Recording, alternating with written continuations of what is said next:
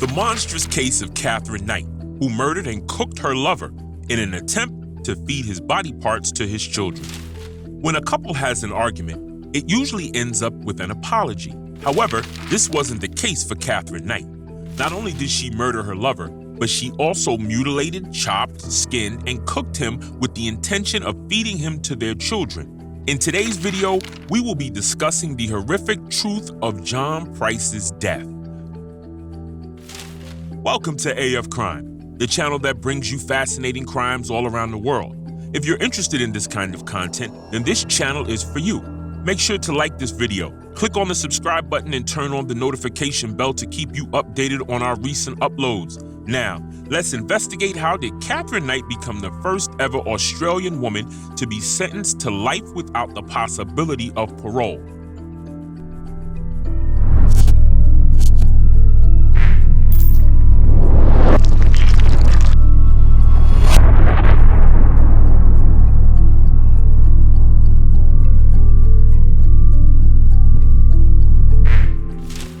Katherine Knight has always been aggressive and abusive, way back even when she was still a child.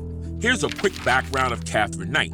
She was born on October 24, 1955, and raised in a chaotic and dysfunctional family environment. Her mother, Barbara Rowan, had been married to Jack Rowan and had 4 sons with him. After a while of being married, she began an adulterous relationship with Ken Knight, who was a friend of co-worker Jack. Now, Ken was an alcoholic and was very abusive and violent, would rape Barbara up to 10 times a day. She eventually had an additional child with Ken, although none of her previous children resided with her. Barbara and Ken had a twin. One of these twin daughters is Katherine Knight. It was reported that Katherine was frequently sexually assaulted by a few members of the family until she aged 11, though she was not assaulted by her father. When she was in high school, she was remembered by her classmates as a bully who picked over small children. She assaulted at least one boy at school with a weapon, and she even injured a teacher who was subsequently found to have acted in self-defense. Katherine leaves school when she was only 15, and without proper knowledge, she was accepted as a cutter in a clothing factory. 12 months later, she landed her dream job at a slaughterhouse, cutting out the internal organs of animals. Her co-workers would say that Katherine was really good with knives. It was reported that she loved her job so much that she was given a set of butcher knives, which she would hang over her bed just in case she ever wanted to use them. And eventually, she did. Before murdering John Price, she was in a relationship a couple of times, and they could have been the victims if they didn't leave. While Katherine was working at the butcher shop, she met a man named David Kellett. He was very much alike her father, who was an alcoholic and was prone to fistfights.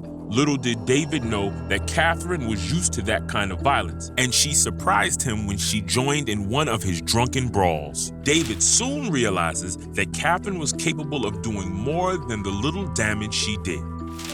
Fast forward to year 1974. Katherine was able to convince David to marry her.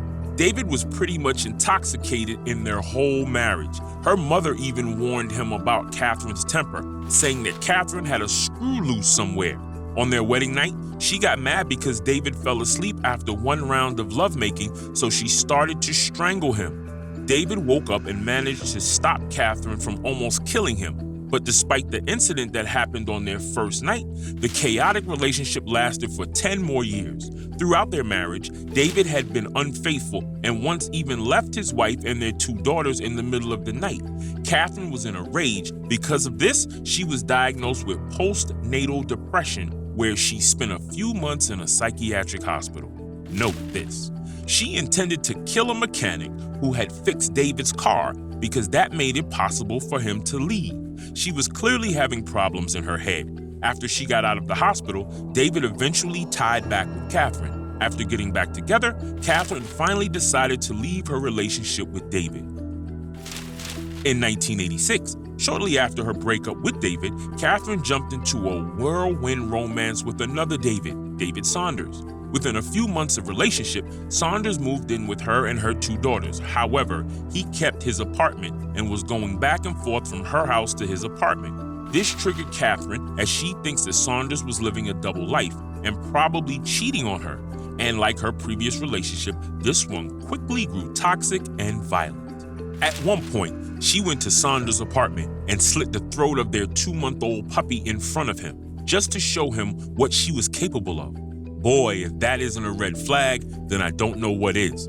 Even after the slit throat incident, they stayed together and even had a daughter a year later. However, Saunders left Catherine shortly after the birth because she had attempted to kill him with a pair of scissors. Catherine then met a man named John Chillingworth.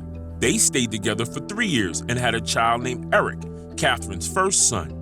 This relationship was steady and far from violent, but they later separated after John discovered that Catherine was having an affair with another man named John Charles Thomas Price, her soon-to-be victim. At first, Catherine and John Price's relationship was without complications.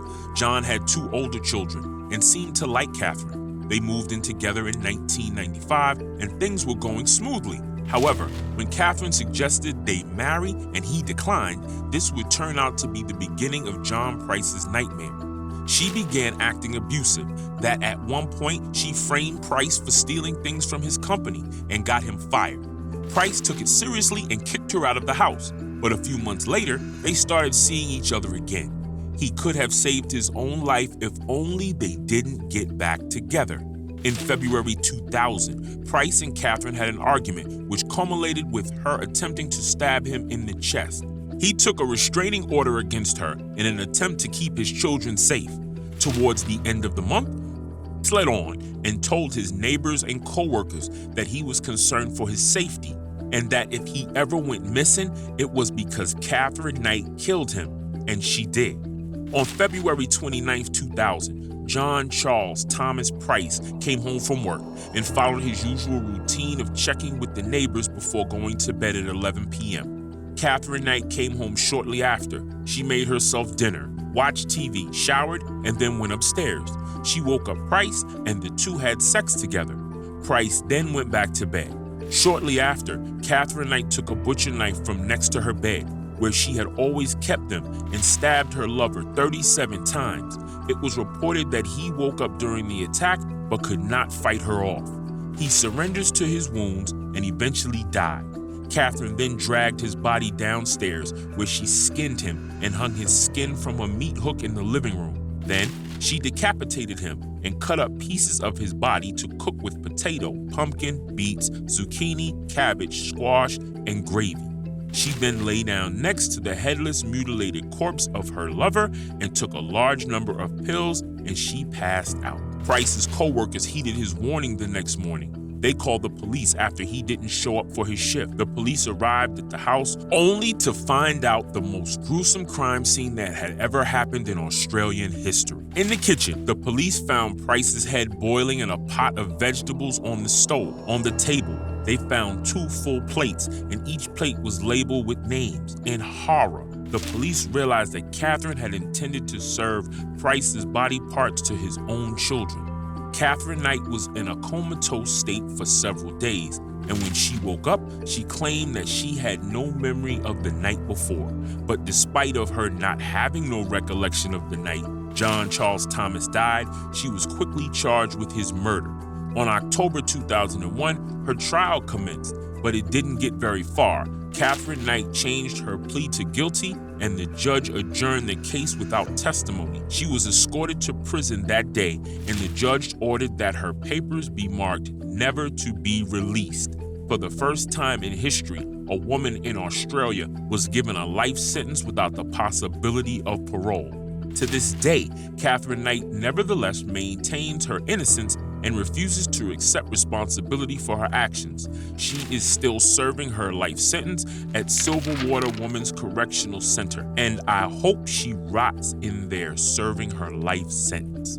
A simple reminder that always choose to be kind in this world full of monsters.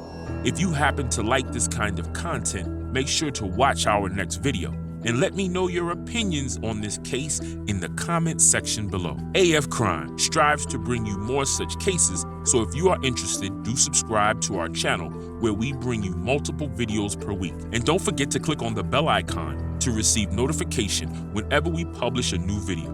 Till the next case, and thanks for watching.